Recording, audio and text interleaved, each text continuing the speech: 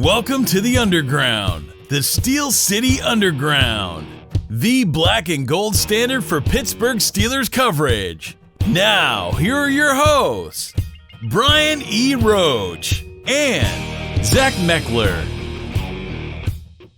Hey everybody, welcome to another edition of the Steel City Underground podcast. My name is Brian E. Roach, the host who doesn't like toast, but likes to be the toast of the town. No, I don't. I really don't want to be the toast of the town. I don't want to be the toast of anything. I don't like toast in any form.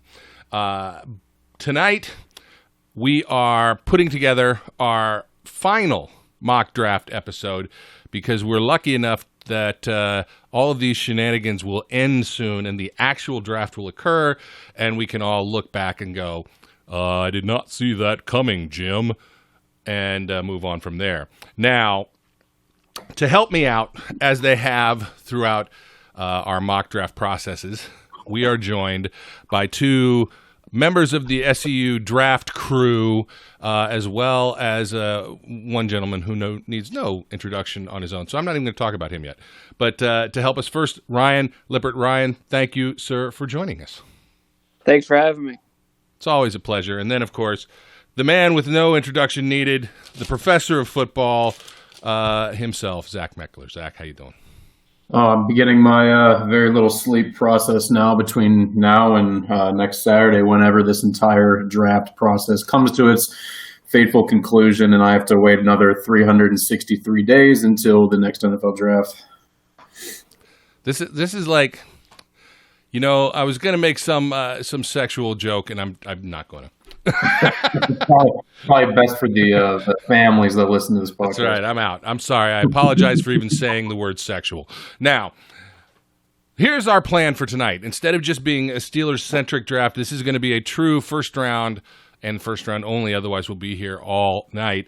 Mock draft, where we will start with the first pick and go all the way through all 32 picks. And then, you know, come draft day, we can all be mocked for how poor or how accurate our prognostications were. So, to start this off, we randomized some names in a little hopper, and the professor of football gets to start us off, followed by Ryan and then myself in the third position. So, to begin, we are now opening the SCU mock draft final version, and on the clock will be the wonderful Steelers, or West Coast Steelers, the Arizona Cardinals. Ryan, put us all out of our misery. What horrible decision are the Cardinals going to make to start this process?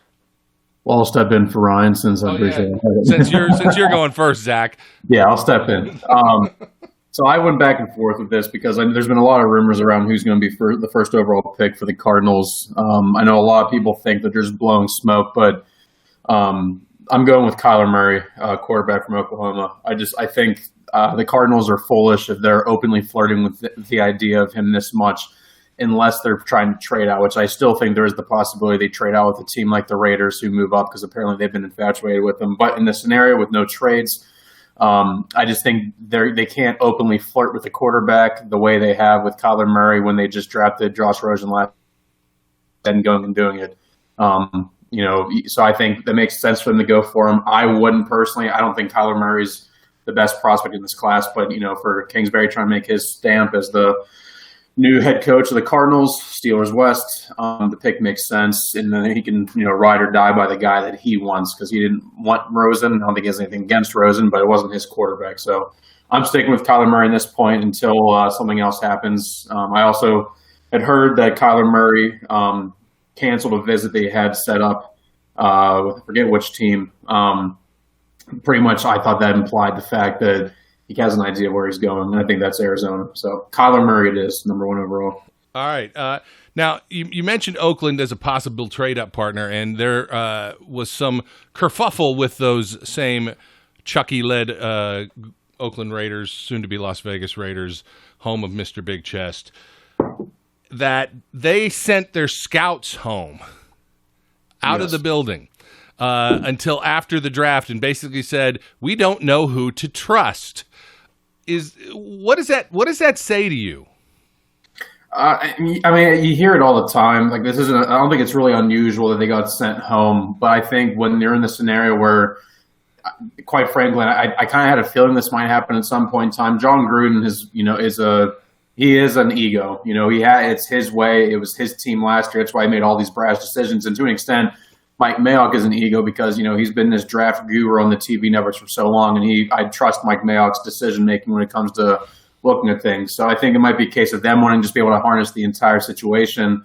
And I also found it odd whenever Mike Mayock came on in the first place that they didn't even consider moving on from some of the scouts there. Typically, when you see new GMs come into some of these organizations, they clean house and bring in scouts that are their guys that they've worked with prior, or they're up-and-coming guys that they had in different organizations. So I think that has a part to do with it in the fact that these aren't necessarily Mayock's guys, and they don't want to screw this up, especially when they have 3 first-round picks or potentially trying to move up for something. That's the last thing you want to have leaked, because if that gets leaked, all your leverage is gone. So I think honestly, I'm not surprised by it. I think it's actually a somewhat smart move, but the way that it was portrayed on Twitter made it seem like it was a much more looking over your shoulder type of deal, which I think is what kind of made it a little more humorous to me when the news broke. Gotcha. Ryan, do you have anything to add to that? No, I'm with Zach a little bit on this one. It's not what I would do per se if I were in charge with Arizona, but it's looking like it's what they're going to do. I'm just not sure what we're going to get with Kyler Murray. I'm about 50-50 on him. So personally, I'd stick with Rosen at quarterback at this point, but it's looking like that's what they're going to do. So that's a good pick right there. All right. Well, I actually meant, do you have any opinion on the draft guys getting sent home? Not to be a pain in the butt. Not really. Not anything that Zach didn't already say. It kind of makes sense to an extent. Okay. To me, it's just strange because this is their Super Bowl. This is what the scouts work for all year round. Is the draft, and to say, yeah, you don't get to hang around for the end of it because we're not sure which one of you is going to leak the information that we don't want leaked. So get the hell out of here. Maybe they'll maybe Chucky thinks he can scout, coach, and do everything all at once. I don't know. Anyway, I thought it was a slap in the face and just goes on to the idea that maybe everything isn't all perfect in Raiderland. Anyway, all right. So Kyler Murray goes number 1 to the Cardinals. And that means that the San Francisco 49ers and Ryan are actually on the board. And this time I actually do mean Ryan. All right, so with this pick, I think the 49ers are very happy with this situation right now because this means they get their top player in the draft for me, Nick Bosa, edge out of Ohio State.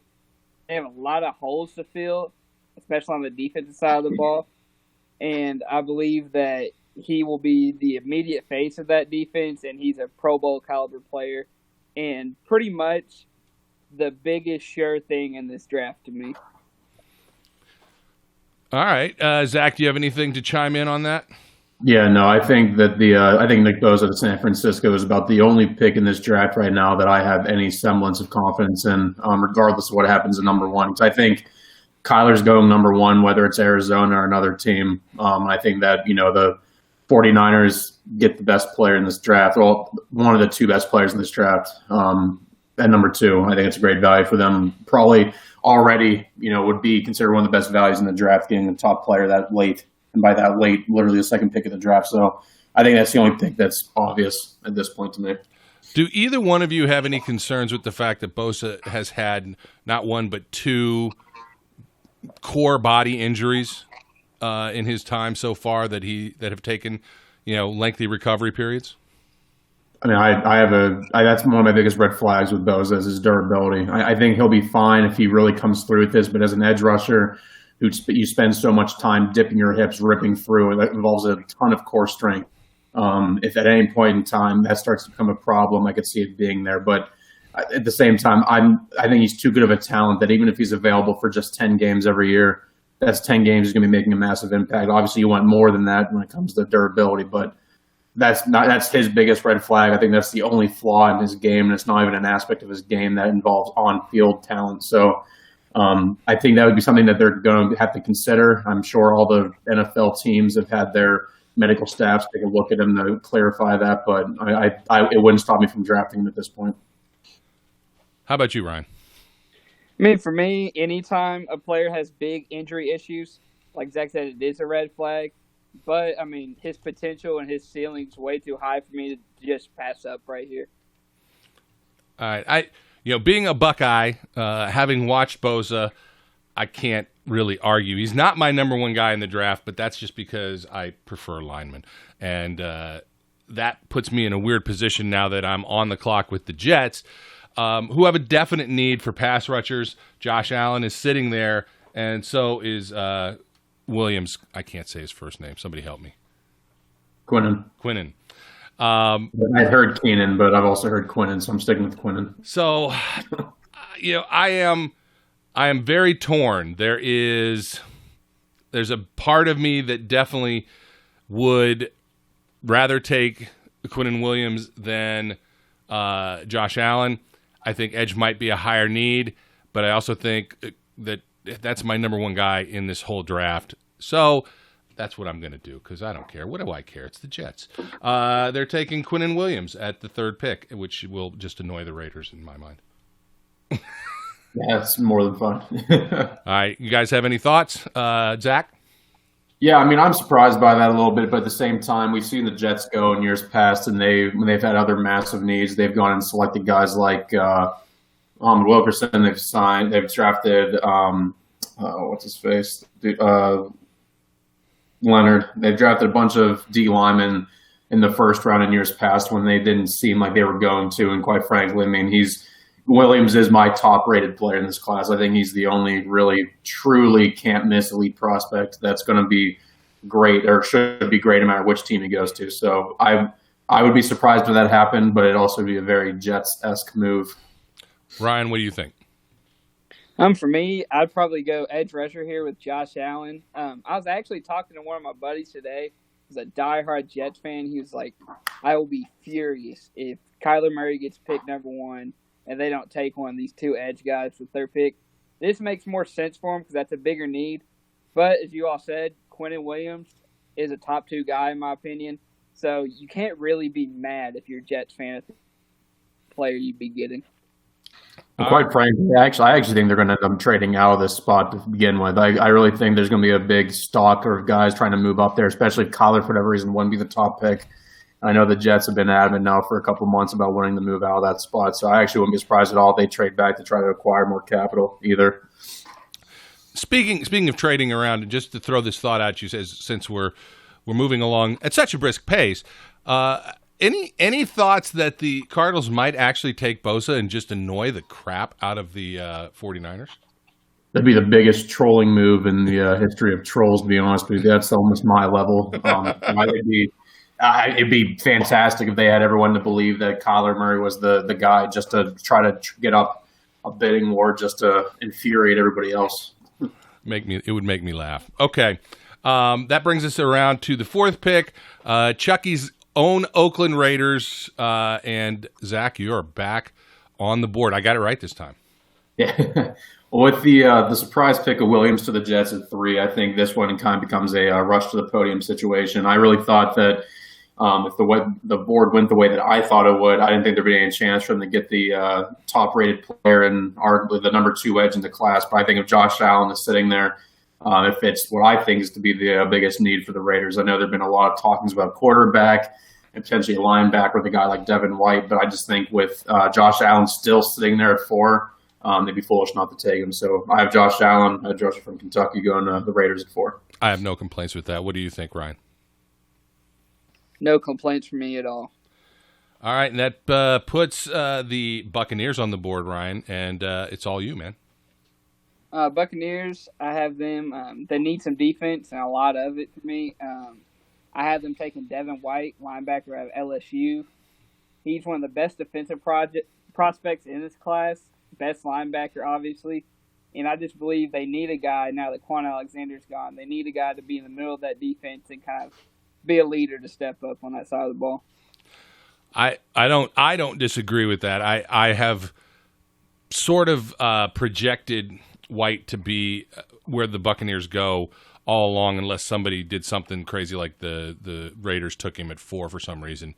But so that wouldn't surprise me, and you can't really argue it. It's a big need of theirs. What do you think, Zach? So I go back and forth because linebacker is such a hit and miss position. Some teams overvalue them, and I look at Devin White as a linebacker, but he's mainly a defensive playmaker, which is why I can see him going this early. But with all the reports of them looking to move Gerald McCoy, longtime starter, former first rounder for them, I think D-line's going to be higher on their list than people consider. I think in a perfect world, they're going to hope that Williams is sitting there for them to snag and really be a steal at number 5. If not, I've heard some inherent interest potentially going after a guy like Ed Oliver. But when it comes to just making sense of how the roster currently looks right now, I mean, Devin White's a no-brainer pick. Yeah, Oliver would have been my second choice, but because I didn't think Williams would be here. Okay, so those New York Football Giants suddenly come up. And, what don't they need? I don't know.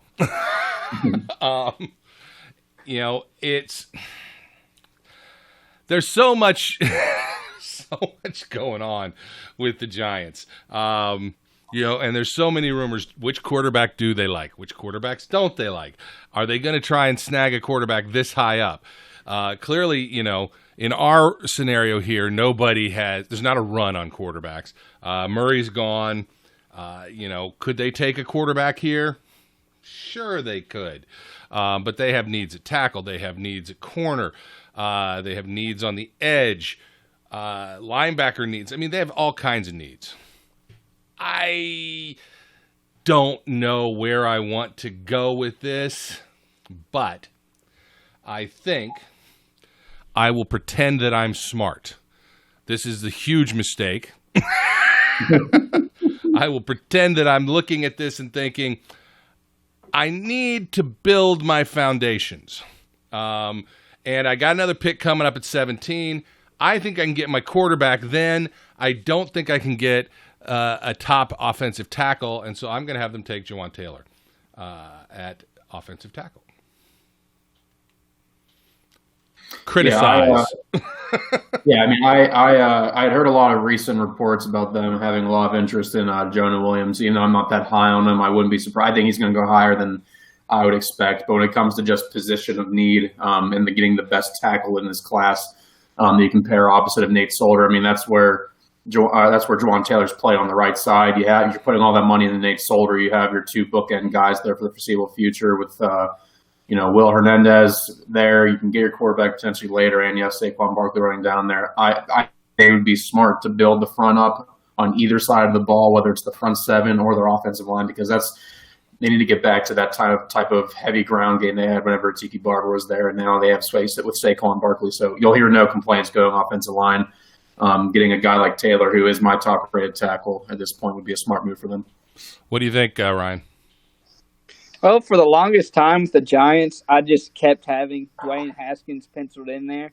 But now the talk's going around that he may not even be their top quarterback available there, I think I like this pick with Taylor because, as you said, they do have the 17 pick. So unless they're choosing Haskins here, I believe some of the other quarterbacks will be available for them. So this is a good pick right here.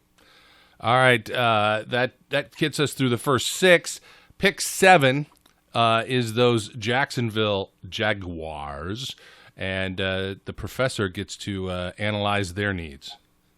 Yeah, so this is going to be the kind of the first surprise, and it's kind of echoing what I just said about the last pick with the Giants. I think there's a lot of interest from teams with Jonah Williams. When you have the experience that he has at tackle, and there's a lot of rumors of him potentially getting bumped down, that gives you some potential flexibility. And I've heard rumors that the Jaguars are interested in Williams. Obviously, how credible it is, there's no way of knowing. But it would be a very typical pick, I would think, to potentially try to push them forward, give Nick Foles some protection there, help to establish that offensive line, give it more talent up front. So I'm going with Jonah Williams here as kind of the first surprise pick based on my big board, which doesn't have him anywhere near this slot, but just I like to pick based off of what I think might happen, not what I think should happen. So I'm going with Jonah Williams here, number 7. I'm not going to fight you on that. I mean, here's one of the things that I think is true every year in the draft is somebody goes and other teams go, oh, crap. Yeah. And it starts a run. Does that mean that a tackle run might start? Absolutely. As soon as the first one goes off the board, other people who have that need start wondering, what do I got to do to get him? So even though maybe this is a stretch, maybe it's a slight bit high for him, you really even can't say that, I don't think, because offensive line, defensive line guys are too core to what you do. So it's hard to actually say if it's a quality guy, it's not a stretch. You know what I mean? So I don't have any problem with that. What do you think, Ryan? I don't have any problems with this pick either. I think tackle's their biggest need. They need to protect Foles. And obviously with the top tackle guy in Taylor, Jonah Williams is the next guy. So I think this is a good pick right here. All right. That brings us to those Detroit Lions. And Ryan, it puts you back on the board. All right. For me, I have the Lions. They need an edge rusher very badly, I believe. I flirted with Montez Sweat a little bit at that spot, but I've seen all these reports of teams dropping them on their board because of that heart condition. So with me, I think they're going to take Clelin Ferrell here out of Clemson. I like him a lot. He's a lot higher on my board than some others. He's a very good edge rusher. He's I believe, top 5 in Clemson history in sacks. I really liked what he did there this season. So I believe he's a really good fit there in Detroit. All right. Zach, what's your take on that?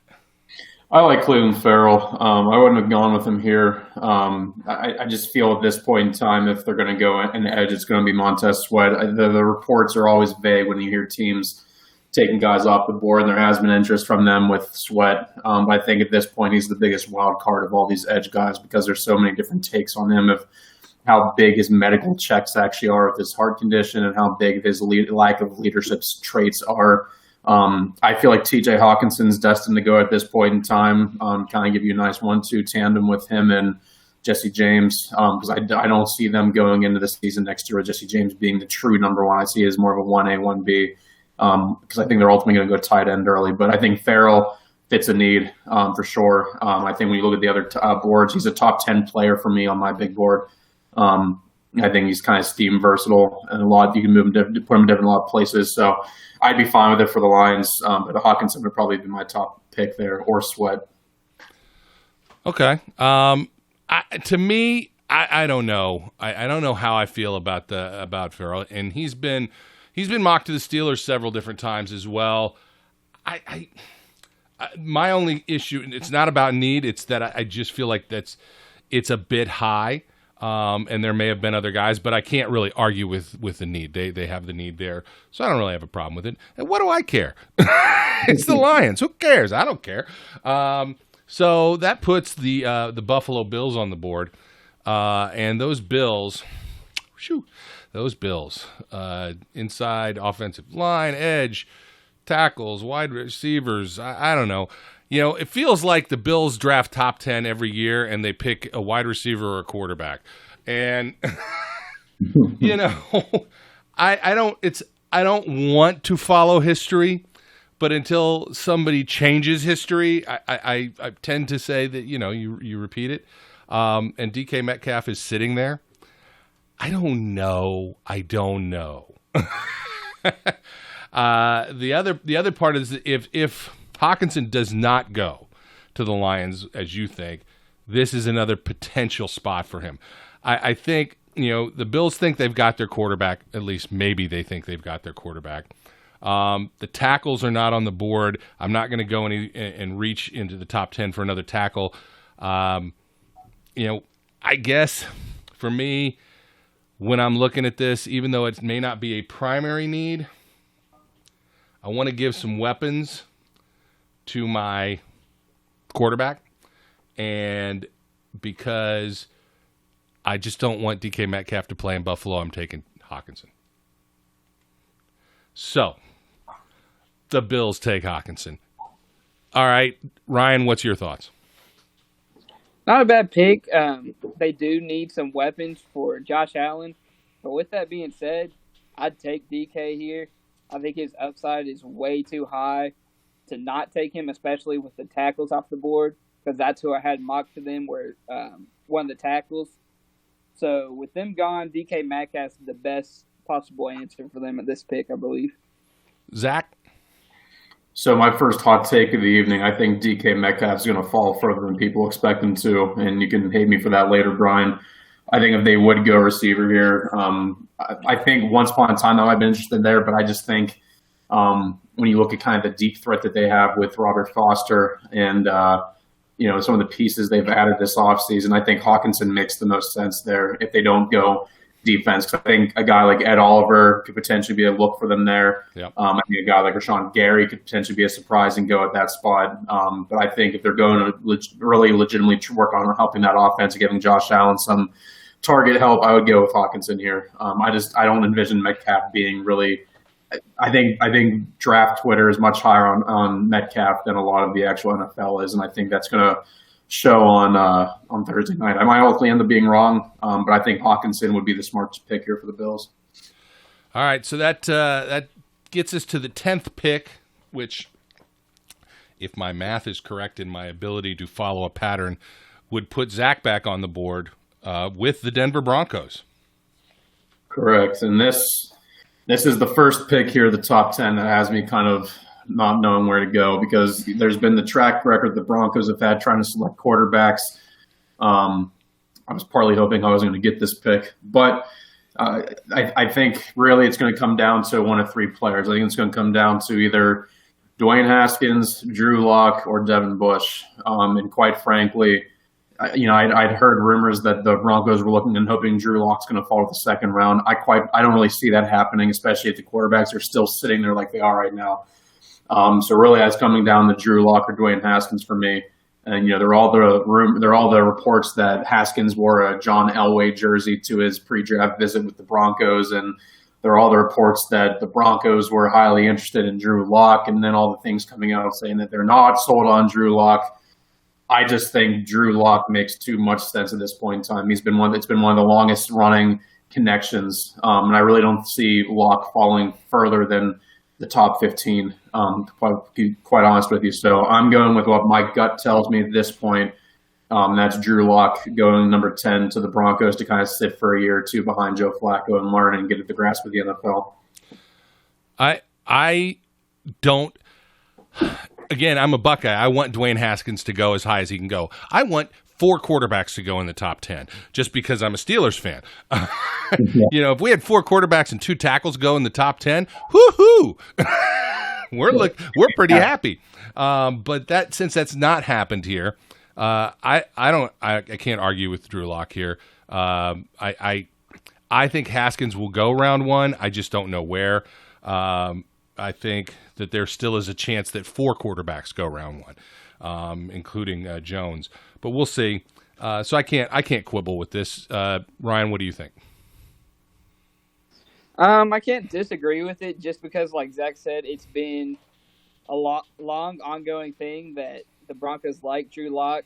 Personally, I don't like him more than Haskins, but it sounded more like they like him more than Haskins. So it's the Broncos pick. I believe that's probably who they'll go with there.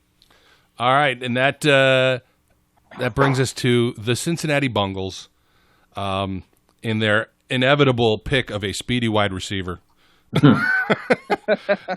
in the first round, or some other idiocy. But maybe, Ryan, you can convince us that the new the new management, so to speak, will do something different. So the Bengals are on the board, and are they going to bungle it, Ryan?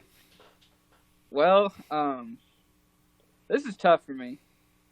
I see the top quarterback left on the board in Dwayne Haskins, and then I look at a guy like Devin Bush at linebacker, which to me are both big needs. I have never, obviously I'm a Steelers fan, so I'm almost supposed to say this, but I've never been a believer of Andy Dalton. I've always told all my buddies I'm Cincinnati that are Bengals fans, they will never win as long as he's their starting quarterback. So here, I'm going to go Haskins over Bush here and make Steelers fans very, very happy. I believe he can come in kind of like a Lamar Jackson situation with Baltimore last year. If Dalton struggles or he gets hurt or anything like that happens, Haskins steps in, I think he could take this job from Dalton. I really do. If I'm a Bengals guy, right? And because I think that they're going to stink no matter who they draft, I think that the Bengals are destined for the basement of the AFC North this season. I don't disagree with you about Andy Dalton because as we mocked him heavily last year for throwing the ball away on fourth down because he was tired of getting sacked, or the year before, I can't remember what, but it doesn't matter. Could have been any year. He's Andy Dalton. You know, if I was a Bengals guy, what I would expect is maybe Cody Ford or Andre Dillard, a tackle. They still need to address their offensive line, and I feel like we've been saying that for 4 or 5 seasons. We don't know what Billy Price is going to be like as a center. Really kind of got a redshirt season getting hurt, but nonetheless, that's what I would have done. But I can't really complain. I agree with you that they need a quarterback. I just think that because they may not be in win now a situation, and they may be looking at drafting in the top 10 again next season. They might be thinking that's a good time to wait for. But we'll see. I hope they do what you just said. What do you think, Zach? Yeah, I mean, I think a lot of people automatically assume that Devin Bush is destined to be a Bengal, and I know this is kind of a pick that has a lot of Steeler fans nervous because depending on how the first top 10 go, you're sitting there left thinking, well, Devin Bush is destined to be a Bengal, but you have to keep in mind that Zach Taylor is an offensive guy. He's a former quarterback. New coaches, when they don't come to a system that don't really have an established quarterback. Andy Dalton's established, but he's not, Ben Roethlisberger, Aaron Rodgers, Tom Brady, Drew Brees, who have zero competition. This is a guy who very easily can be upgraded. I think that they might want to go offensive line here. Like you mentioned, I think Cody Ford is connected to them a lot. I think it'd be a very smart pick for them. It's an instant upgrade on their line. I think Taylor's going to want a quarterback that he could build and grow with and see what he has in Dalton, have his guy in the wings waiting whenever Dalton inevitably is done being a Bengal, and then if you're a Bengals fan and any fan of Ohio State, that should make you happy to see your guy staying local. In my mind, I think Haskins is the guy here if it's not Cody Ford. I think the whole Devin Bush to Cincinnati talk is very, very, very overdone. I know they need to replace Vontaze Burfict, but I just don't see it happening. Maybe being too optimistic, but I just think Zach Taylor being an offensive guy is going to want to add some juice to that offense. I just still have a bad taste in my mouth from Archie Griffin going to the Bengals. Yeah, I'm showing some age there, Buckeye Nation. But I don't want any Buckeyes going to Cincinnati anymore. I'm annoyed that Hubbard is there. I'm annoyed that Billy Price is there. I get it. They're in Ohio, but I'm a Buckeye fan, damn it, and I don't want them in Cincinnati. All right. That being said, the Green Bay Packers are here to ruin our dreams and shatter our hopes since the Bengals didn't, right? That's what they're going to do, right? Of course, they're going to take, Devin Bush Jr. because they have a need at linebacker, but they also have needs at tight end, and they also have needs at tackle. They have needs at wide receiver. They have needs at safety. They have the now second highest paid quarterback in the league, who everyone claims is the greatest quarterback since sliced bread, who has won 1 Super Bowl and pretty much not done a whole hell of a lot other than that. So this is what I'm doing for them. I don't think I've actually seen this pick exist, and I just wonder if, with all of the headlines that have come out, Aaron Rodgers is this, Aaron Rodgers is that, he ran Mike McCarthy out, and then Rodgers coming back saying, "No, I love him, man. He's my bud. We have dinner every week," or whatever the hell else he said. He's my State Farm agent. If Hawkinson was still here, I would probably pick Hawkinson. I don't want to take Fant, and DK is still on the board. So the Packers are going to grab a weapon for Aaron Rodgers to try and take advantage of his time remaining, and they take DK Metcalf. So, Zach, what do you think? Yeah, I think wide receiver is an option for them. I struggle seeing them take a wide receiver in the first round this year after they took 3 last year. And they all kind of did halfway decently. Devontae Adams had a career year and stepped up as a legitimate number 1 receiver after Jordy Nelson said, so long. I think this is also too early for either Noah Fan or is way too early for Irv Smith, but I think this is really early for Noah Fan too. I think offensive line would make the most sense, mainly due to the fact that Brian Beluga is going into his last year of his contract.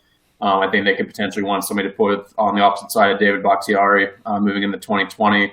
And when you're sitting there with Andre Dillard still on the board and Cody Ford still on the board, I almost went Ford. Yeah, I think they'd be hard pressed not to. I just don't see them going receiver early unless there's an absolute run on tackles. They don't need an edge anymore after they spent all that money on Preston Smith and Zadarius Smith. Got those names right this time, Brian. Excellent.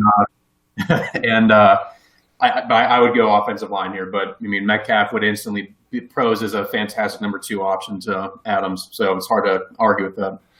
Full disclosure, I'm partly doing that because I don't want temptation to exist later in this first round. Ryan, what are your thoughts?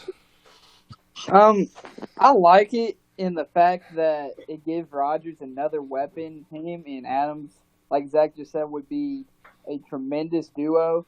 But I also like offensive line here. I'd take Andre Dillard. He's my top tackle available at this position. So I think Dillard would be the best pick here for the Packers. All right, and as seems to be the pattern here, after I go, Zach goes. So, Zach, the Dolphins are on the board. They, of course, need nothing because they're tanking the season. So we can just skip them, right? And they'll pull a Ravens and just forfeit their pick from, 2011, yeah. I think. Quarterback is their top need. They're not going quarterback. I know there's been rumors that they might trade up for it, but with next year's class coming out being potentially a very top-tier class, I think they legitimately are in tank mode. I think they might even be in tank mode for 2021 whenever Trevor Lawrence comes out, as far as we know. Who knows? I think the smart move here would be go offensive line. And they have 2 options, either Andre Dillard or Cody Ford. I think Dillard would make more sense to them when it comes to value, it'd make more sense to them when it comes to kind of how they incorporate their offensive linemen. So I would go with Dillard here. All right, I'm going to say I won't argue with you because I don't care. And what do you think, Ryan? I can't argue with the need there at tackle, but I also believe I could see them going edge as well, with guys like Montez Sweat or even Brian Burns left on the board. I think they could go that route as well because they do need a presence on that defense at the edge. All right. Now that puts the Atlanta Falcons on the board, who have a lot of needs as well, as this seems like everyone. But with the Falcons on the board, Ryan, what will you do? I believe the Falcons here, I believe they get a steal right here for their defense. This is the guy I've had mocked to them pretty much all year when I've done mock drafts when he's fallen to them, and that's Ed Oliver. Boo hiss! Boo! Boo hiss! I just believe he's going to be a very, very good talent at the next level.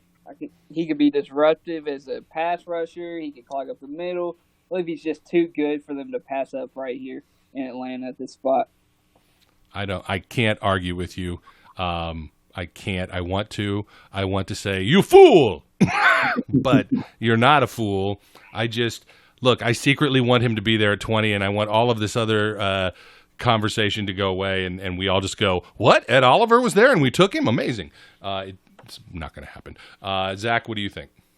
Yeah, no, there was rumors during the combine that Ed Oliver or the Falcons were trying to move up and position themselves to be able to snag Ed Oliver. So I think if he's still sitting there at 14, they get the guy that they potentially wanted all along without having to give up any draft capital. I mean, that's every GM and head coach's dream. So I think Ed Oliver is a fantastic pick here for them. All right, that puts me on the board with that team in DC, Washington Redskins. I'm going to tell you that I don't care who they pick. I really don't. I look at their needs. They need interior offensive linemen, but is it too soon to take Garrett Bradbury? Is it there's not a huge dearth there. I don't know. Tackle is there, but it's not high on the list. They need a quarterback. They need linebackers. They need wide receivers. They need edge guys. What is a predominant question for them? And, I don't know. Do they like Daniel Jones? If they do, would they take him here? That there's essentially 3 quarterbacks are gone. And the Giants sitting 2 picks back are now, wetting their pants because they were hoping one of them was still there at 17. So, they both have a need. And, I like trolling picks. I like picks where you look around the war room and you go, you think the Giants are going to take Daniel Jones? Maybe we take Daniel Jones. Why not? Hey, what the hell? I like that, but I'm not going to do it. Instead, they address edge and they take Brian Burns just because I don't want to take Montez Sweat. So, Ryan, what do you think? I can't be mad at it right here. Like I said, Montez Sweat, he has those injury problems. But would I take him over Brian Burns? Maybe, just based on potential. But Brian Burns isn't a bad pick right here. Zach, your thoughts? I actually would have considered Rashawn Gary here if he ultimately still ends up going the first. You're seeing a lot of rumors about him potentially even falling out of the first round entirely. I think Drew Lock is ultimately going to be the quarterback that they want. I also think they want Dwayne Haskins, and in this scenario, both are gone. I don't know how high they are in Daniel Jones, so I think if both those guys are gone and they don't end up trading for Josh Rosen, I think realistically they'll just be content with any player they can get, let Colt McCoy lead the ship this year, and then see if Alex Smith is healthy for 2020 or just pounce on one of those guys that's there next year. So, I mean, this is my throwaway pick where they kind of just go with whatever the best player available on their board is. I don't think any receivers are worth taking here, and I think Brian Burns is a top 10 talent who is going to, I think, unexpectedly fall this year. So I could see him going there if he ultimately came this way. Yeah, and look, one of you guys has got to pick Rashawn Gary. I'm not doing it because he's from Michigan. I'll leave that up to Zach because I'm not either. I have no intentions right now, so we'll see how this goes. All right, well, that brings us to the 16th pick in this 2019 draft, and that would be the Carolina Panthers, and that would be the Professor. Yeah, so I actually was probably going to go Brian Burns with this spot before you took him, which is probably actually why I was even considering Rashawn Gary at 15. But I just think when you look at the pre-draft visits and the guys they've shown a lot of interest in, they brought in Cody Ford. They could use some offensive line help. They could ultimately go edge here, but if Sweat and Gary both fall, there's really no edges at 16 that are really worth taking. I think that is too rich for Chase Winovich. I think he's a first-round prospect, but he's not 16 first-round prospect. So I would say if he's going to go anywhere at this point in time, I think Cody Ford makes the most sense, gives them some stability up front for Cam Newton if he plays this year, because there's still questions about his durability. But I think Ford ultimately would make a good addition for that Panthers offensive line and give them some protection for Christian McCaffrey, Cam Newton, and whoever else is running the ball this year. I as usual, far be it from me to argue with the professor of football, and far be it for me to complain about an offensive line pick, because when you have an offensive line need, to me, it's a smart pick. So what do you think, Ryan? I agree with it as well. Panthers need that offensive line help to protect Cam Newton, so that's a great pick right there. All right, and Ryan, you can continue on. You now have those New York Football Giants who may or may not be interested in Daniel Jones, even if they have a greater needs on their board. So what are you going to do that will make everyone that I work with go insane? Well, I believe I'm going to do exactly that. With them taking a tackle at 6 there, they still need a quarterback. I don't like him. Not many people like him, but apparently the Giants reason. So I'm going to go Daniel Jones right here. That I believe that when I go to work on Monday after because I'm not going on Friday, I took the day off. But when I go to work on Monday after the draft, I will be inundated with Giants fans just whining. If this is indeed the case. But, hey, look, there's no question they got to start planning for life after Eli because they've never given him any protection and he's getting killed. So since they continue, although they did take a tackle early on because I pretended I was smart, maybe they feel like, okay, now we've given him some protection, maybe he can survive. But they still take Daniel Jones. Okay, I can live with it. But that brings us to the Vikings, and I think that's me. Hey, it is. So the Vikings are on the board, and what in the world will the Vikings do? There's no tackles left for them. I still feel like this might be a little early to go interior offensive line. Not that Garrett Bradbury is a bad lineman, but I don't know that that's where I would go. Ed Oliver's gone. I don't see any interior defensive line guy here. There's no wide receiver I can look at. Maybe this is where Montez Sweat goes if he's dropped this far. But for me, I'm going to go with Noah Fant. And it's not a huge need for them, but that's where I'm going because why not? So the Vikings take Noah Fant at 18. And Ryan, your thoughts? Like I said, it's not a huge need for them. I don't believe they'd go tight end right here. I might take Bradbury right here. Like I said, it might be a stretch, but he's the best interior offensive lineman at this point in the draft. So I believe they might take him right here. I hope they do. Zach, what do you think? Yeah, I think when it's all said and done, I also agree with Ryan. I don't think this is too early for Bradbury necessarily.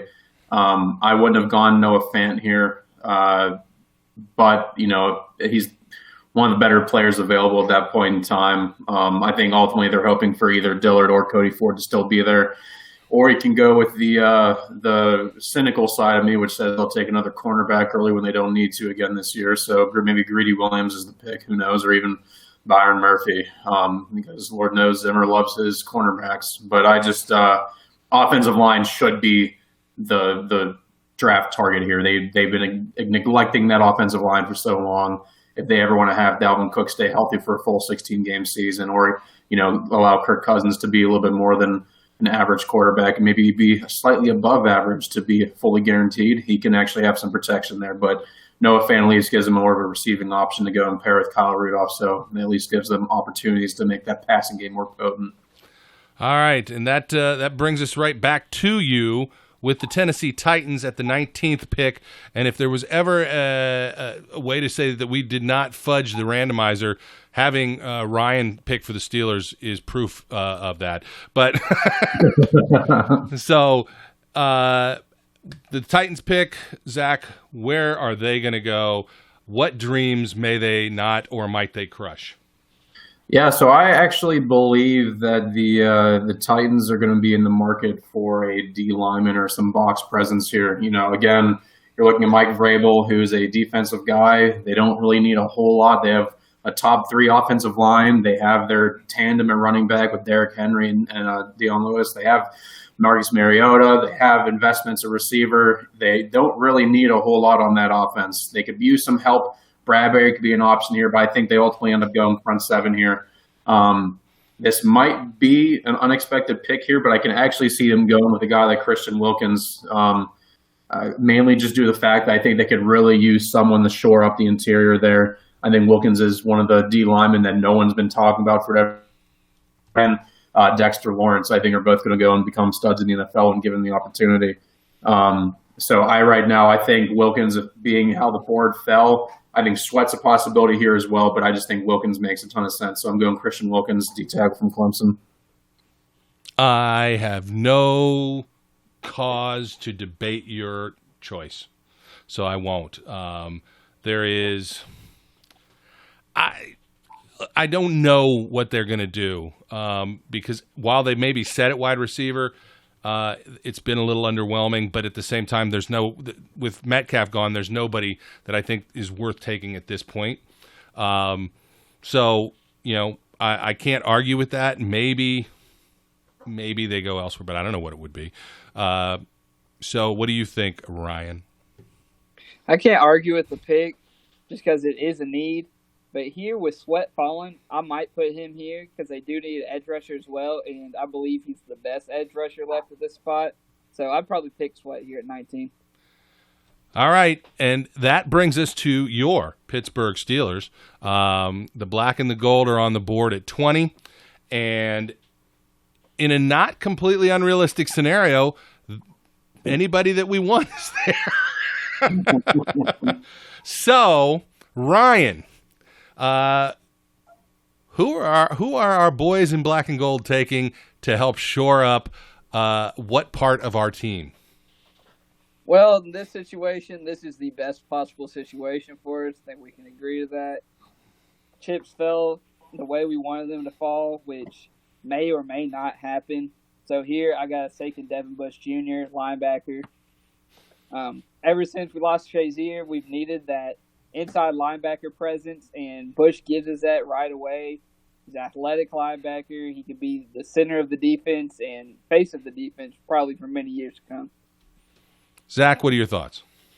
Yeah, I think we're probably going to end up taking some flack from the Yinzers that draft Twitter have convinced that Devin Bush has no chance of being there and we're being unrealistic and, doing this with draft with bias. But I think ultimately, I don't believe that Devin Bush I don't think it's inconceivable that Devin Bush ends up being there. I think there's a chance that he could end up going top 10. I think there's a chance that he might not even be the top player on the Steelers' big board, and that might all just be fluff from, again, the media, which I think Steelers Nation would revolt if Devin Bush is sitting there and they ultimately go in a different direction. But I just think Devin Bush is going to go anywhere between 10 and 20. I think realistically he has a really solid chance of falling.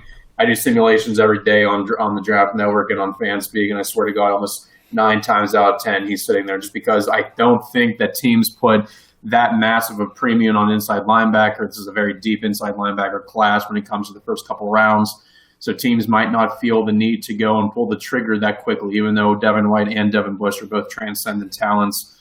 But I think him being there would be a perfect scenario. He instantly gives the Steelers the playmaker they've been looking for since Shazier went down, like Ryan said, and I think it would be a no-brainer pick at 20 if he's sitting there. I'm going to go and give my first ever this is a lie. It's not my first ever. But I'm going to give you a hot take here. This is the way the draft unfolds. Both Greedy and Devin are there, and they take Greedy. It wouldn't surprise me, to be honest with you. I think that I think Steelers Nation wants Devin Bush to be the pick, and I think that the media believes that he'll be the pick. But I think in typical Steelers fashion, they're higher on other guys, and other than the pre-draft visit, the pro day visit, there hasn't really been anything that has linked Devin Bush to the Steelers other than position need and draft Twitter. So I wouldn't be surprised at all if they went with Greedy, with as much as Tomlin and Colbert were all up his butt, all over him. They were literally anytime you watch any pictures or videos, there's Tomlin and Colbert lurking in the corner of the screen. I'm convinced myself that Greedy's the pick, but for the sake of my heart and my sanity, I agree with Ryan that Bush is the guy here. Yeah, I look, I don't disagree because it far be it from the Steelers to play mind games. Of course they do. Everybody does. They say they don't, but they do. But I will tell you that Greedy Williams' hype video where Mike Tomlin has a starring role is what is pushing me over the edge, saying if he's there, he's the guy. Talking about the path of the draft? Yeah, I don't remember who it might have been you. It might have been Ryan. It could have been somebody at SCU that tweeted that out. It was me. The more I watched it, the more I started going, you know what? They had dinner with Chase. I don't think they had dinner with Bush. And there's a lot of happy feelings going on in that video. And you look at that video, there was no team there that had nearly the presence the Steelers did. I didn't see any team that had both their head coach and GM there. And there was no other coach they were focusing on anytime Greedy Williams was bench pressing, doing the 40, doing the 3-cone, doing his position drills. Literally anytime you see it there's Tom with his toothpick smiling. And I don't think that's coincidental by any means. I think if Greedy is not there and Bush is there, then Bush is the guy. I think if Greedy and Bush are both there, I believe that Steelers Twitter will lose their collective poop because will quite literally implode. I can almost guarantee it. Because I believe they're going to take Greedy, but we'll see. All right, that brings us to the 21st pick in the draft, and it's all anticlimactic now. But nonetheless, let's get through this. Seattle is on the board. They need edge guys. They need safety help. They need a corner. They have other needs as well. For some reason, I think my board has gotten screwed up. Is Sweat still on your guys' board? Yes. All right. Because he's still on the board, because they need edge, I was either going to go Byron Murphy here or Montez Sweat. I'm going Montez Sweat. Zach, what do you think? I don't disagree. I think they could really go any way on defense. I also think they're another team that's a prime candidate to trade down. I mean, they have 2 picks in the top 120, and they have a lot of holes to fill and continue to build that team if they want to stay competitive with the Rams. So I think they're a major candidate to trade down, but I think Montez Sweat being there at 21 gives them a lot of flexibility. I think he plays his hand in the dirt. He can play standing up, and I think he would really give them a boost to that pass rush out in Seattle. Ryan, what are your thoughts? I like the pick. I agree with it completely. He's a big need there, and honestly, he might be the best available player at this spot too. So that's a good pick right there. All right, the Ratbirds are now on the board, and Zach, you get the, I guess, privilege of picking for the Dirty Birds, the Baltimore Ravens. What are they going to do sitting there at 22 with no good tight ends left? So this is where I draft the kicker, right? I think the Ravens are desperately hoping that in the scenario where Devin and Greedy Williams are both there, that they ultimately end up taking Greedy Williams, because I think they would love nothing more than to replace C.J. Mosley with Devin Bush.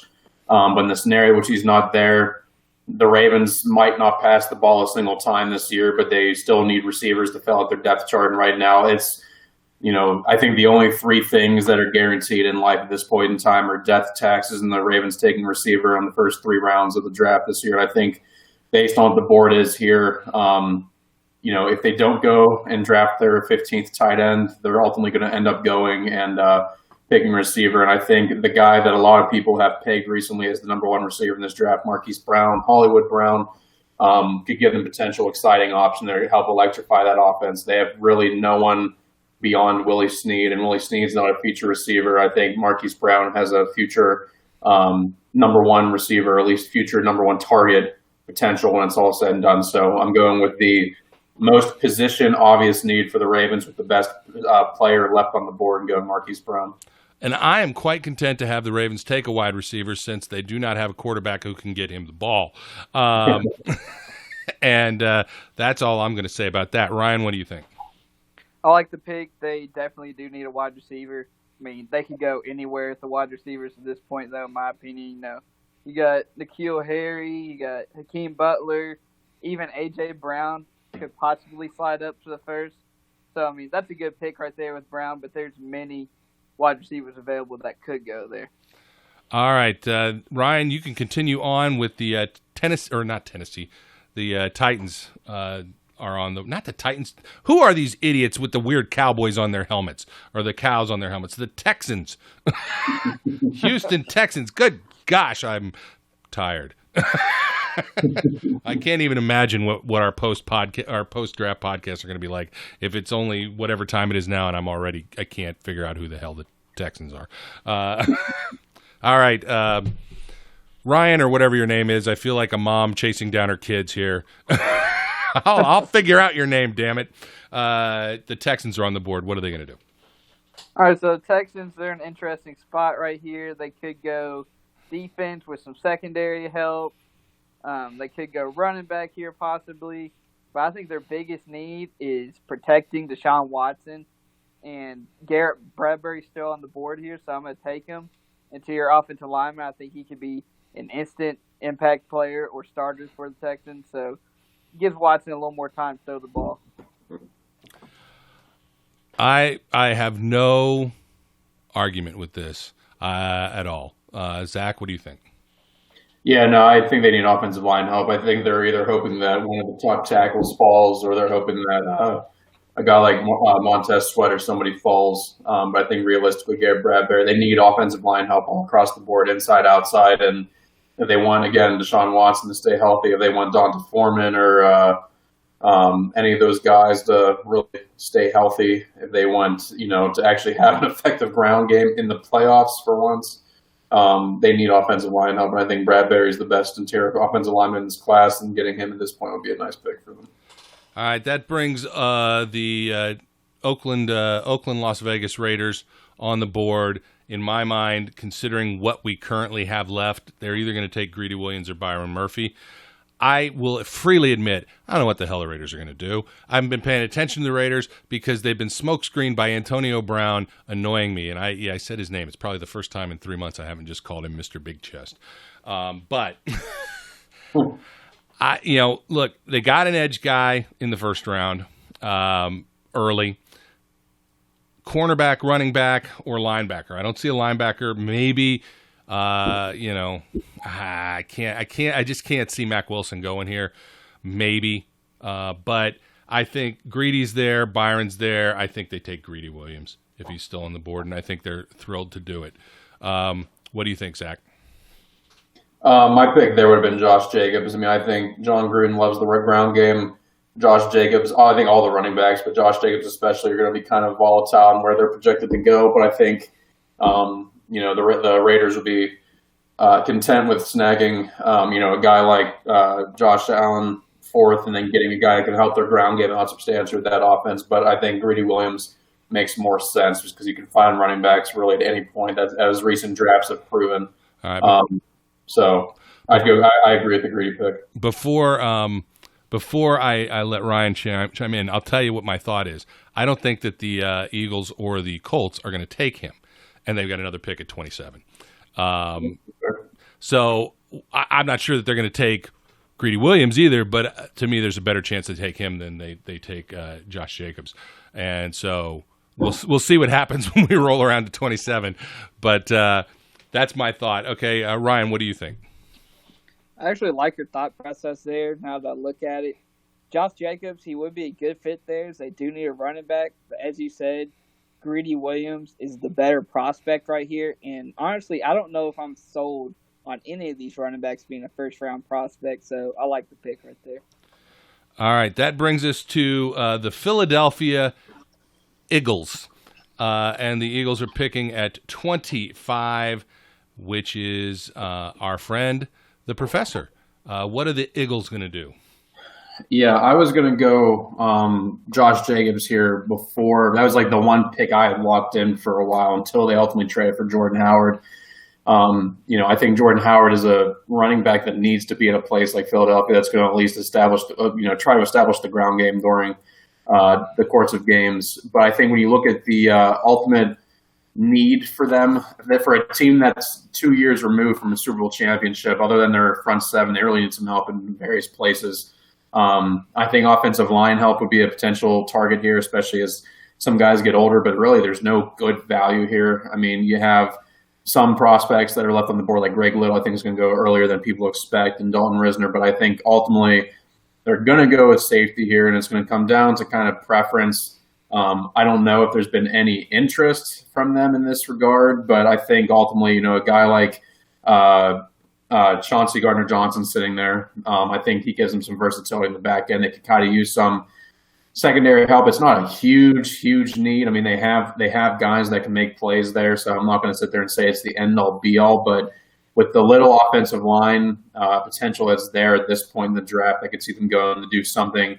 And I think there's no more position versatile safety in this class than Gardner Johnson. So I'm pegging him in here to the Eagles at 25. Ryan, what are your thoughts? I'm not mad at the pick. They do need some help in the secondary, but me personally, I would have probably gone Byron Murphy here at corners. That is also a need for them, and Byron Murphy right here is the best secondary player available at this spot, so that's where I'd probably have them going. The reason I let you go is because that is who I had picked for the Eagles. It was Chauncey Gardner, whatever his name is, Johnson. So I really couldn't fight you on that, Zach, because that's exactly who I had them going with. That brings us to the Colts. And I believe this will be Ryan's turn to now take his Byron Murphy, if that's what he chooses to do. Or will you be doing something else? Ryan, it's the Colts. Well, they have a few needs as well here. They need an interior defensive lineman, but I don't think there's anybody left here that's worthy of that first round pick. Maybe Jeff Simmons, but honestly, I don't think they'll pick him here. They could use another wide receiver. I've seen A.J. Brown projected them a couple times, but you kind of stole my thunder a little bit. I am gonna go Byron Murphy, as I just said. He's the best secondary prospect available, and they could use another corner, so he's a nice fit right there. Now, again, if you want further proof that I did not attempt to, sway the randomizing of the order, I had to pick 2 Raiders picks. The Raiders are on the board again. And I kind of hinted as what I was going to do, and I am going to do it. I have no issues with Josh Jacobs going there, although a lot of times I sit on this when I'm doing simulations, and he's there in the second round. If the right value was here, it wouldn't surprise me to see them wait. But at this point, what is a better pick for them based on what they need? Maybe a wide receiver, Harry or Butler, potential. But I'm going to go Josh Jacobs just because I said I was going to, and we don't have a second round, so I can't prove this out that I'm going to get him in the second round. So Josh Jacobs goes to the Raiders. Zach, what do you think? Yeah, I mean, I just think it's a very John Gruden pick. I mean, Jacobs is kind of one of these guys that didn't have the college production, but he has all the traits you look for in a modern day running back. So I think he makes a lot of sense here, and they kind of hit their 3 main needs in the first round with those 3 first rounders, and then still have another pick at 35. So I think realistically, it's a very advantageous move for them. And Ryan? That's a good pick right here. Like I said, they need a running back. So good pick right here. Even though I'm not completely sold on this running back class, it makes sense for the Raiders. And that takes us to the Los Angeles San Diego Chargers, who play in a soccer stadium. They are on the board, and I believe the professor of football gets to choose for the Lightning Bolts. What are they going to do? Yeah, I think the Chargers, more than a lot of the other teams here, have some flexibility because I still think they have one of the more talented rosters in the NFL on both sides of the ball as a whole. I think they still could use some offensive line help. They've really shored up that interior offensive line in recent years. But I'm going to go with Dalton Risner here. I know I just said a couple picks ago it was too early, but I think the Chargers have the flexibility to kind of go and make a move on a guy you wouldn't necessarily expect them to see. I think quarterback's also an option for them, but I think they're going to take a quarterback. But quite frankly, I've convinced myself that Ryan Finley is going to be the guy they take in the mid rounds. But so for now, I'm going with Dalton Risner, tackle from Kansas State, as the guy that can hopefully shore up that edge for them on the offensive line. The only thing I might do other than that is take one of the 2 wide receivers that are sitting there, Harry or Butler. I don't argue. As I said, I'm not going to ever argue with a offensive line pick where there's potential offensive line need. But I feel like, Phillip Rivers is getting towards the end of his career, just like the rest of the 2004 quarterbacks are. And if they're going to give him the best chance to try and be the 3rd member of that draft class to win a Super Bowl, they got to give him weapons. So I might have gone wide receiver, but maybe not. I don't know. I didn't have to do it, so I don't care. What do you think, Ryan? I like the pick right there. As we said, Phillip Rivers needs some protection. So I like the pick. I also believe that there could be a slight chance they could be that team that reaches on Jeff Simmons right here at interior defensive line, because that is a huge need for them. But I think offensive line makes more sense just to be safe right here. All right, and then you've got the Patrick Mahomes-led Andy Reid genius coach who can win playoff games until he gets to the championship. The Chiefs are on the board. Ryan, it's all you, man. So right here, Chiefs have some needs. They could go edge here, but I hate Rashawn Gary. I will not pick him here. Linebacker, but they don't have any linebackers really on the board to me that are worth this pick. They could go receiver. There's some receivers on the board. They could use another weapon for Mahomes. But here, I think I'm going to go corner, as I just lost Steven Nelson. I'm going to go with DeAndre Baker out of Georgia right here. I would have gone corner as well. I might have gone Justin Lane. Because the more I watch tape on Justin Lane, the more I like Justin Lane. But I think that DeAndre Baker might fit what Andy Reid does maybe better. I don't know. I don't pay enough attention to what schemes they run. Zach will know when I ask him. So what do you think, Zach?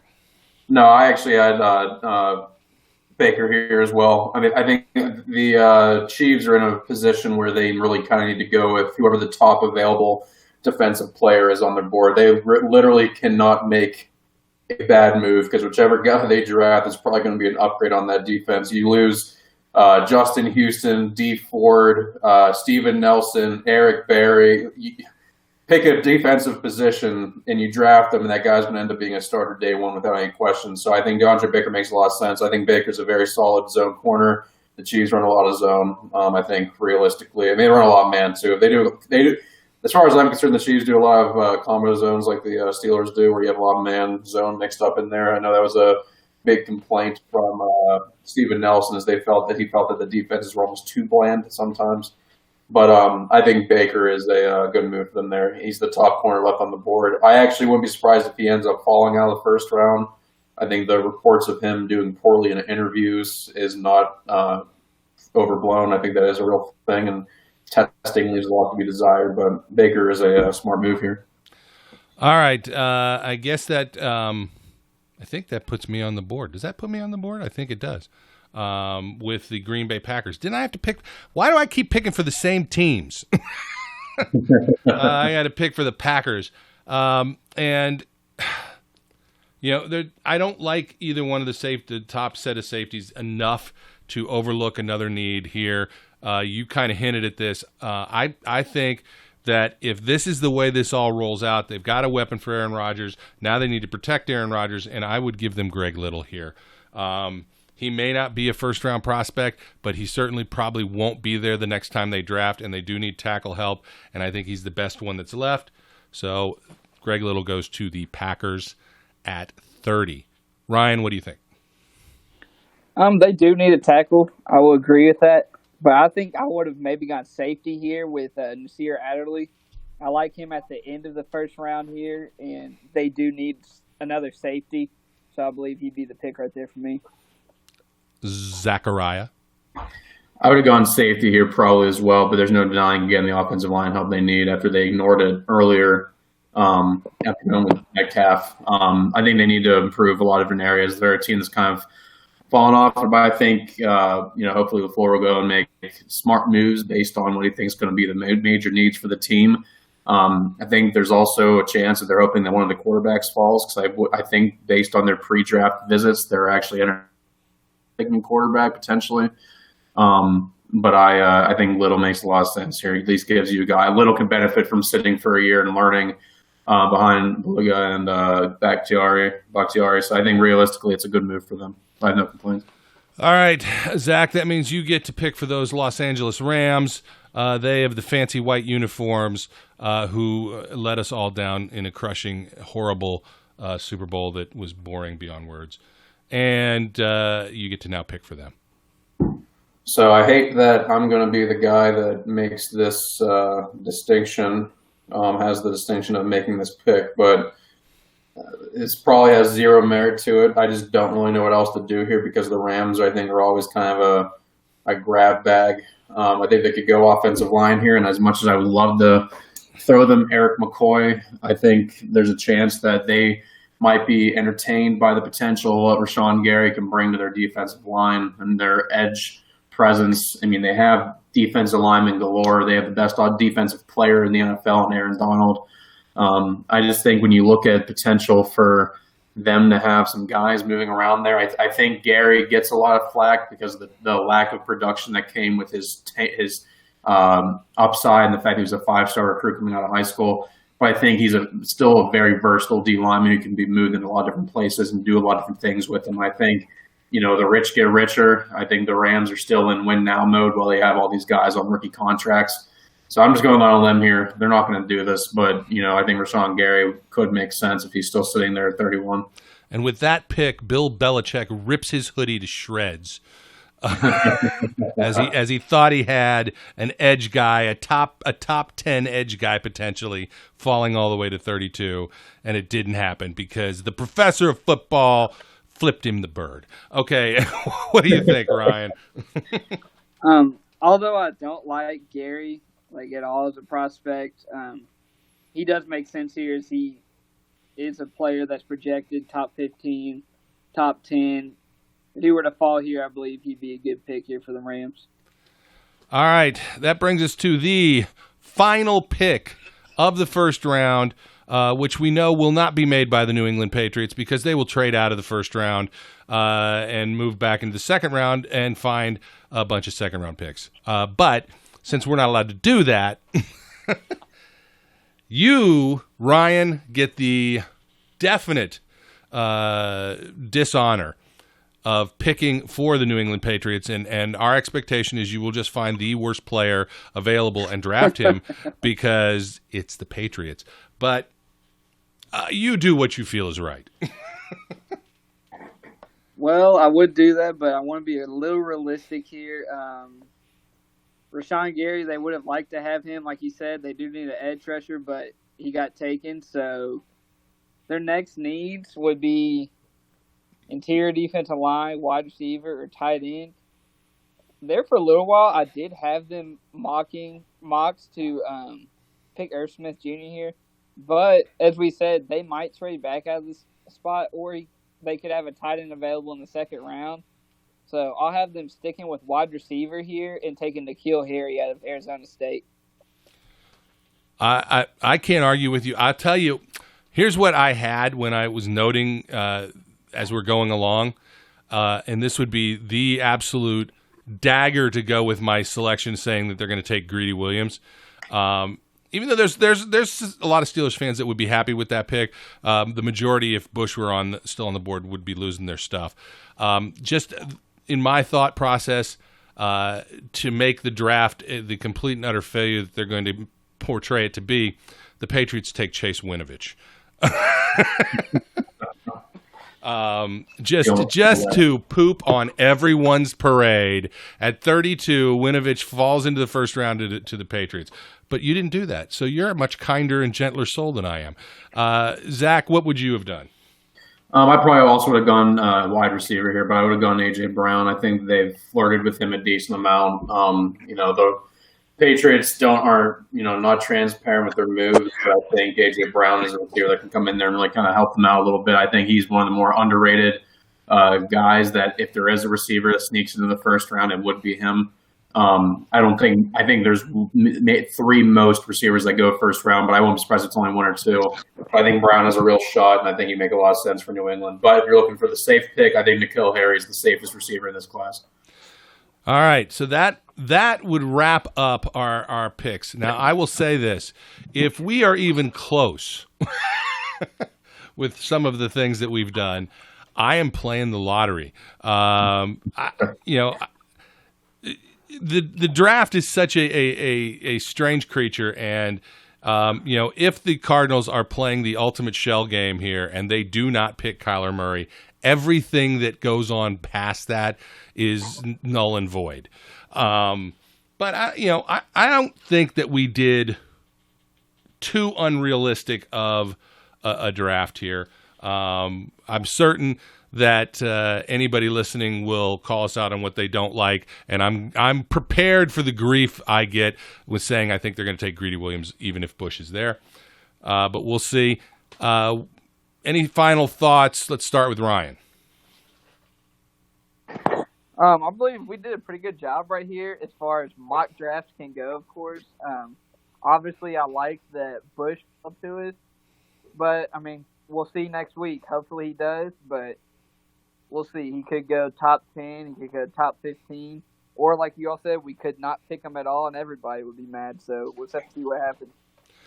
Zach, any final words of wisdoms for Yinzer Nation? Yeah, just remember that this isn't a perfect science. And again, as much as I say this, draft Twitter is not an end-all be-all. There are going to be people that get drafted earlier than your favorite draft pundit on Twitter said, because guess what? NFL teams have access to information that the draft Twitter people don't have when it comes to workouts, privately away from the media, interviews, whiteboard sessions, all these things. There's a lot more that goes into it. So when the next Terrell Edmunds gets picked in the first round, then you instantly clamor and complain about the pick before he even has a chance to put on a helmet in rookie minicamp. Realize that these teams typically know what they're doing. There will be boneheaded moves that happen, but typically, by and large, teams know what they're doing. So when the Steelers draft Greedy Williams over Devin Bush, just wait and see what happens. Yep. I will say, I'm going to say a name here that I think none of us have mentioned, but I think has the potential to slide in the first round, and that's Jerry Tillery out of Notre Dame. He is another guy I like a lot. But that I want to echo what you said. Despite what, because I don't claim to be a draft guru, I just am a cranky old son of a gun, and despite what everybody thinks, the fact that your particular flavor of draft guru says that this is what's going to happen, most of them are wrong most of the time. And there's a I don't remember who it was. I wish I could pull it up. There's a player that somebody was talking about, and while I there's a lot of truth in the don't believe anything you hear the week before the draft, because it's all smoke and mirrors. It's an interesting premise that when somebody interviews scouts and GMs and says, what is your take on somebody? There are players that come out every year that the teams themselves are much higher on than draft Twitter or the draft community in general. And I'm really, really tired of people continuing to say that Terrell Edmunds was a huge reach and that they could have had him much later and it was not an issue. No, that's not the case. He wouldn't have been there in the second round, and considering where they were and who had already gone, that was the guy they thought was the best fit. So we'll see how it all works out. Another shout-out for the March of Dimes. Remember that the contest is going to end on May 5th. You've got a good, solid chance to win a signed helmet from the Real 26 Rod Woodson. It's a full-size helmet. It's well-signed, as much as Rod Woodson's signature is ever well-signed, because it's kind of a mess. But it's still, it's a certified, authenticated. You get a certificate of authenticity from Leaf. It's a nice helmet, and all you got to do is donate to a charity. They can use as much help as they can get, since they're no longer viable tax deductions, as I just found out doing my taxes, which I knew in advance, but still was annoying. And you get a chance to win some nice prizes. So look in our show notes. The links will be there. Make a donation. Put SCU in the comments, and maybe you'll be the winner on May the 5th. In the meantime, I think that is going to wrap it up for our incredibly lengthy first-round mock draft. As always, as we said, that's why we only do round one. Otherwise, you'd be listening to this show for the entirety of the day. I guess that's all there is to say. So until next time, my name's Brian. Their names are Ryan and Zach, the professor of football. As we always like to close with, it's chaos out there, so be kind. We would like to thank you for listening and remind our listeners to follow us on social media and our website, www.steelcityunderground.com.